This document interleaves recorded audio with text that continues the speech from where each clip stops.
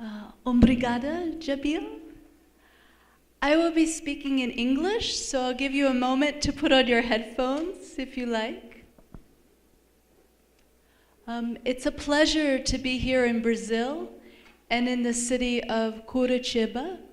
It's also been wonderful to work with the Atuação team on the development of local democracy indicators. What I'd like to talk about today, I'd like to broaden our perspective a bit beyond Curitiba, beyond Brazil, and look at local democracy worldwide. And I have good news for you. There have been a lot of improvements in many aspects of local democracy, but there's still some areas that we need to work on, both within certain regions of the world and within countries. Now, in my remarks today, I'll be basing my conclusions on data from the Varieties of Democracy data set.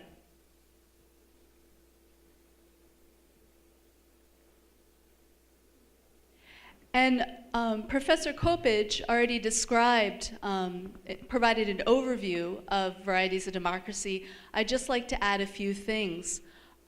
Within our data set, we have 22 indicators about subnational democracy. And what I mean by subnational democracy is both local democracy, so democracy in cities, towns, villages, also regional democracy, so democracy in states and provinces, for example. So today I'll be talking about this concept of subnational democracy. I also wanted to mention that the Varieties of Democracy data are all available online for free, and the website is there at the top of the slide. So the first piece of good news I'd like to share with you about subnational democracy worldwide is that we've seen a growth in elected offices at the local and regional level. So since World War II, there's been a growth in the presence of local elected offices throughout the world, and this is depicted by the pink line. So that at this point, about 90% of countries have some local elected offices.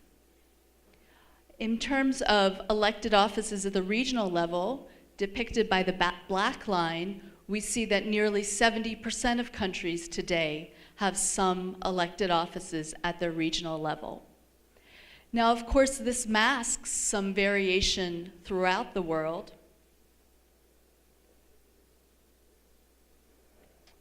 You'll see in the second column percentages of local elected offices in different regions of the world, and in the final column, percentages for regional elected offices throughout the world.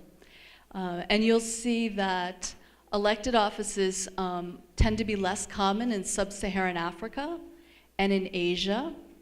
On the other end of the spectrum, they're quite common in Latin America and the Caribbean and in Western Europe.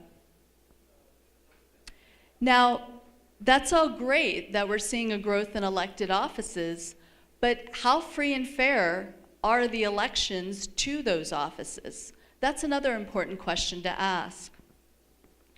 Again, the news is good. We can see, looking at this graph of a global average of freeness and fairness of subnational elections, that in recent decades, there's been an increase in the quality of subnational elections. Now, on this scale, what do these numbers mean? So we see that the global average is creeping beyond the score of 2. The score of 2 means that there are irregularities in elections and they actually affect the outcome. By contrast, what we're seeing now in the world is that a lot of countries are approaching or have surpassed level 3, which is, while there's still irregularities in elections, they're in no way perfect. Those irregularities are not affecting who wins. So that's good news. Again, there's variation, though, across the globe.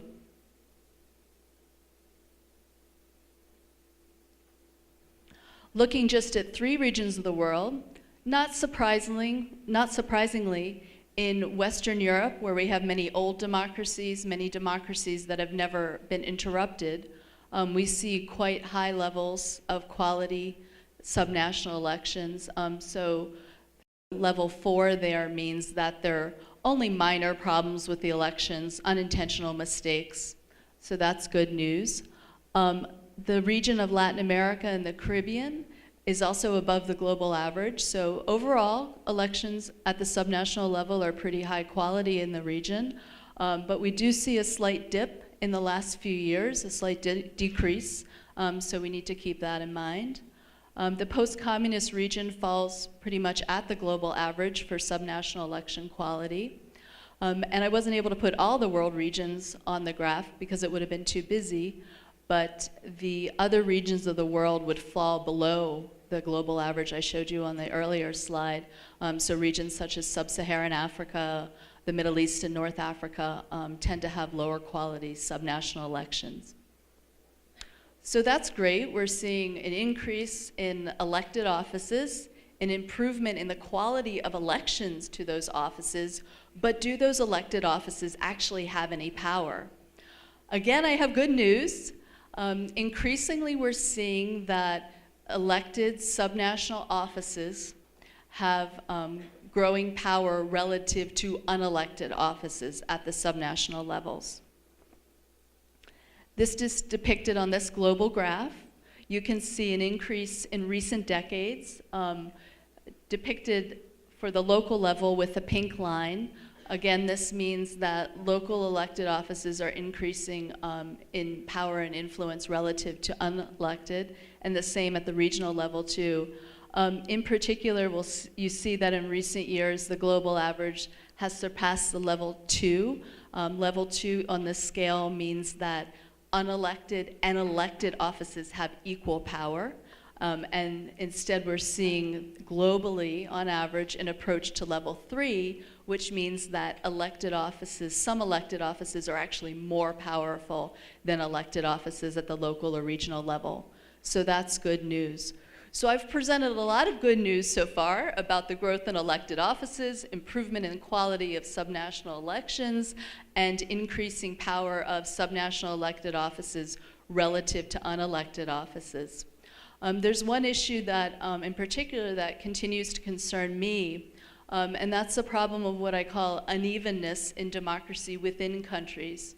So, for example, an individual could be living in one province and really be able to exercise his or her democratic rights and really be able to use democratic institutions. So, for example, have no problem at all running as an opposition candidate or starting an opposition newspaper. By contrast, individuals in a neighboring province, if they tried things like that, running as an opposition candidate or starting an opposition newspaper, they'll encounter negative political repercussions from their local leaders. So they may lose their jobs, they may be subject to lawsuits, or they may even be arrested. So we're finding throughout the world that even in countries that are overall democratic, there can be this unevenness in democracy within their territories. And that's depicted in this world map.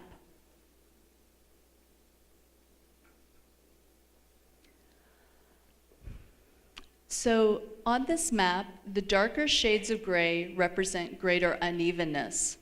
So if you look at countries such as India, Brazil, the United States, you'll see that the shade of gray is a bit dark. So again, what that means is while these countries are democratic, not every locale, not every city, village, town, province, state necessarily affords the same opportunity to exercise democratic rights and use democratic institutions. So that's a continuing concern, the quality of democracy within countries. Now, this map, as you'll notice, also includes countries with authoritarian governments. Take, for example, Russia, a very dark shade of gray. So what that means is, despite growing authoritarianism under President Putin in Russia, there's still pockets of democracy. So unevenness is actually a good story if we're talking about authoritarian countries. But our focus today is on democracy, so we need to keep this problem in mind, that even in countries that have made a lot of progress toward democracy, there can be this unevenness within the countries. So again, I've presented a lot of good news, this broad perspective about the world.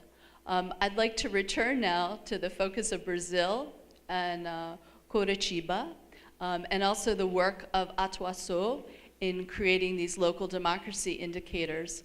What's really great about Atuação's project is they're going to really illuminate what's happening first in Curitiba, then in other cities of Brazil, and then cities around the world. Give us a really detailed perspective to understand some of these global trends that I've pointed out.